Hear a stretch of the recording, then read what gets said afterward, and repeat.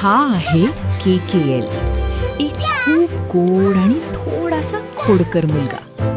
एक दिवस त्याला स्वयंपाकघरात एक मोठी चॉकलेट दिसली. त्याच्या डोळ्यात चमक आली.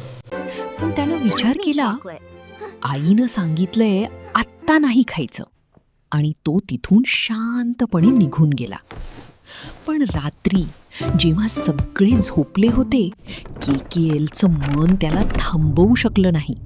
तो हळूच उठला आणि पायांच्या टोकांवर चालत स्वयंपाकघरात गेला. त्यानं चॉकलेटकडे पाहिलं, हळूच ती हातात घेतली. फक्त थोडंसंच खाणार असं म्हणत तो खायला लागला. पण खात खात KKLने पूर्ण चॉकलेटच संपवली. आता त्याच्या हातात फक्त रिकामा कागद उरला होता आणि चेहऱ्यावर मज्जेशीर हसू होतं. सकाळी आईने विचारलं, चॉकलेट कुठे गेली?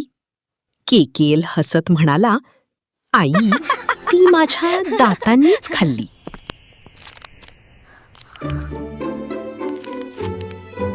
तुम्हाला अशी नवनवीन व्हिडिओ बघायला आवडतील तर आमचे चॅनल सबस्क्राईब करा, लाईक करायला विसरू नका